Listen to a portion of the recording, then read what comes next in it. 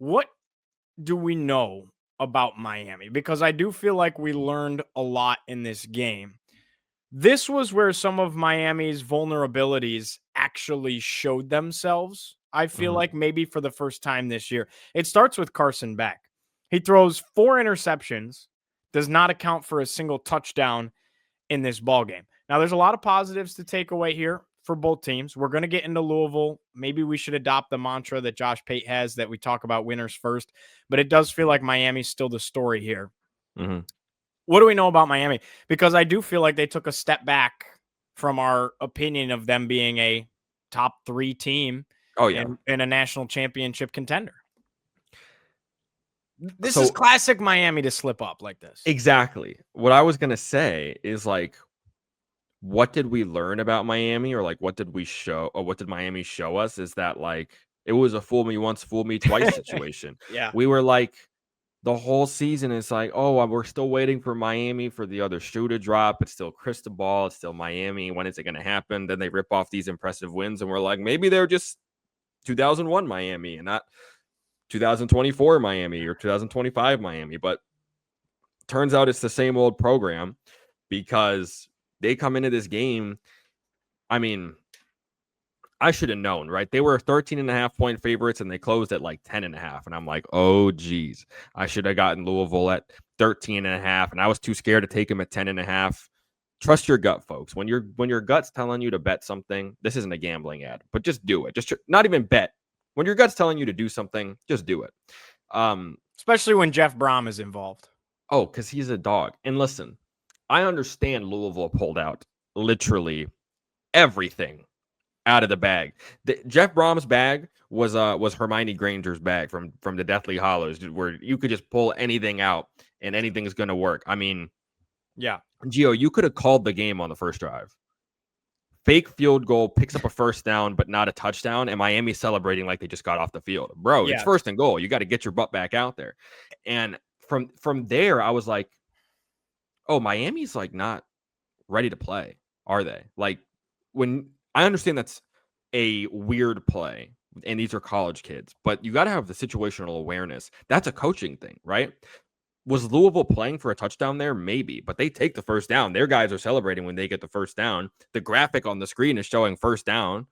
The Miami players are celebrating that they stopped a touchdown. They're acting like it's won the national championship. So from there, I was like, it's really telling, like, the difference in coaching and the difference in, like, the level of intensity between these two teams, because it's hard to get up for a Friday night game, man. It's a Friday night, especially in a sleepy environment. So I want to give Miami credit because, like, listen, they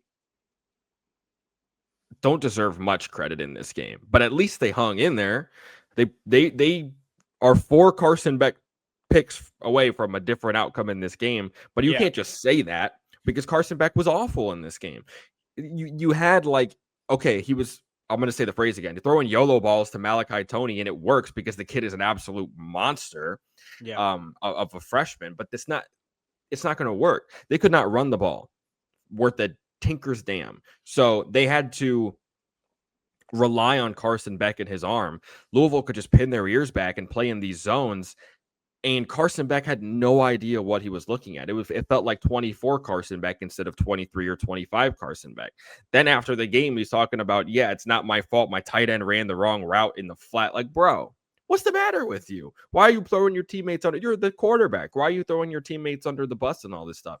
And are you going to blame your guys for running the wrong routes when you're saying 500 jackpot and launching it up in a double coverage in the middle of the field, and Louisville's got talented players, their safeties, their corners made plays?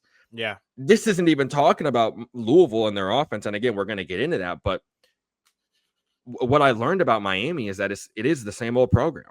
And Carson Beck went from being the Heisman favorite to literally throwing it in the garbage. So this is still probably a playoff team. I would pick them to win the league at 12-1 still. But this is it's not the Miami we thought we were dealing with. Right. I no longer view Miami as a serious title contender because I agree. What happens when they match up with Notre Dame again? What happens when they match up with Ohio State or Oregon or these big dogs, Alabama, Texas A&M, Georgia, like I'm sorry, they're going to have coaching, the opposing coaching just absolutely dominate them, because your big wins are Florida and Notre Dame, and those two coaches are now fired and very flawed in terms of Marcus Freeman. So yeah, they're not a serious contender anymore. And that was one of my biggest points about Miami all year, is that you're not going to get the same battle testing in the ACC that you're going to get everywhere else. So when it comes playoff time, are you ready to play an opponent of that caliber and succeed, right? To your point, and maybe to play devil's advocate and support Miami a little bit here, Louisville had to do literally everything right to just win this game, right? So they won the turnover battle 4-1, right? They had way less penalties than Miami. They won time of possession. They made every kick with a 48-yard field goal. Like, they literally needed to do everything perfect in order to win this football game, and they still only won by the field goal. And I actually thought Miami was about to go win the game if Beck doesn't throw that last pick, right? They're at the 30-yard line of Louisville, driving, had a nice drive going. Yep, I took Miami live at plus money when they got the ball back. Mm-hmm. There you go. I mean, it felt that way. It really did feel that way. Some stuff we got to talk about before we get into Miami. I just have to say, Malachi Toney is unbelievable. Like, stud. Unbelievable at football for being his age, right? And his size. He's not Jeremiah Smith size. Remember, Jeremiah Smith was doing crazy things last year as a freshman, but he's literally built like Thanos. Like, he's Julio Jones 2.0. Malachi Toney's not even 6 feet tall. He can even throw. He threw a 2-point conversion. He was a high school quarterback. They all were, though. Everybody's a high school quarterback. Right. No, but he's unreal. And they put so much of the load of the offense on Malachi Toney. Mm-hmm. I wrote it down. 17-year-old. I wrote it down here somewhere. Like, where the heck did that's the problem when you take too many notes that you don't even know where you wrote. So, there we go. So they do everything they can, it feels like, to get Toney the ball. He had 11 touches in the game. It's by far and away the most of anybody on the Canes offense. And it's just like, we're going to throw a wide receiver screen to Toney and just let him go run. And it works sometimes. It works. Or they just throw the jump balls to him, and he'll go up and get it, and he'll make plays after the catch. Like, I said it in week 1. Like, watching him play is just like, you see a guy and he's just a natural. You understand why they were talking about him the way they were in camp. Yeah. There's nothing he can't do. Yep. That Antonio Watts interception was kind of nuts. Like, you talked about Louisville's defensive backs making plays. He's Willie Mays. Yeah, that was nuts. Yeah. Louisville's defensive backs making plays. It was a touch underthrown because Toney had a step. Mm-hmm. Toney had a step, but Louisville was making some serious plays. These two fellows were really making plays, man. Isaac Brown and Chris Bell. You got Isaac Brown on your left, Chris Bell on your right. These were the Giant Slayers. 9 catches, 136 yards, 2 tuds for Chris Bell. And then Isaac Brown, the running back, 15 carries, 113 yards, 7.5 yards a carry. And Raza, his long was only 28 yards. So it's not like he had this 68-yarder crib call. You know what I mean? That it was consistency. Yeah. It was consistency. They were just chipping away. These two dominated on Louisville's offense. Chris Bell showed the type of explosiveness you don't see very often after the catch for a guy of his size. Now, before we started, I said watching him play in this game reminded me of somebody. I want to get your guess. I was going to say, not in the sense that they use him out of the backfield the same, but the extra, like the body type, the size, and then that kick it into another gear, the way he runs reminds me of Deebo Samuel. So I was thinking of another South Carolina wide receiver, more recent one. Okay. And he's not really great in the NFL. He had a great game yesterday, though. He looks like Xavier Legette. Okay.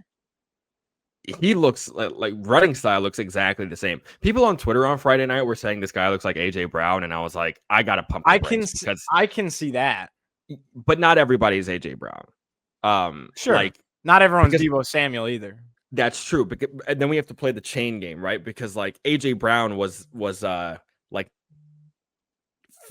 him and DK Metcalf were teammates, and they were very similar. And like DK Metcalf, no, not many people are DK Metcalf. But if you want to say he kind of looks like AJ or DK, like I see it, because a guy of his size should not be able to move the way he does. And he's one of those players that doesn't look like he's moving at full speed and is still faster than everybody else. Again, at a crazy size, the athleticism is off the charts. As it pertains to these guys, and also Miller Moss, who I think had his ups and downs, but played probably his best game in a Louisville uniform. This is like the Louisville offense we knew we could see coming into the year. You and I were both pretty high on Louisville. Around 8 or 9 wins, I think, was our projection for the Cardinals. This is the reason why. They have incredible talent in the backfield and out wide. When it all kind of comes together like this, this is the outcome against a Miami team that's going to have 6 draft picks on that side of the ball. Yeah. Yeah, no, I think Louisville still could have a really strong back half of the season in front of them. And this is the kind of win that can catapult that, right? Mm-hmm. So, tough one for Miami. Good win for Louisville. We'll see how things shake out and what the U ends up looking like. The ACC was on the brink of disaster. Like, can we just for a split second here talk about how Miami losing this game from a national perspective was terrible for the conference? And if Georgia Tech lost to Duke, which they were in danger of doing so at times, probably should have. Probably should have. If Duke doesn't early in the game on its first possession or second possession, maybe early in the game, fumble on the goal line and it goes scoop and score the other way for Georgia Tech, I think Duke probably wins the game. And then the ACC really would have been in trouble. Because you still have a playoff team in Miami, but you might not have a contender anymore in Miami, and not a top 3 team, and not like you needed Miami to go 13-0 if you're Jim Phillips, and 12-1's just not the same. They're not going to have a first round bye. Probably not.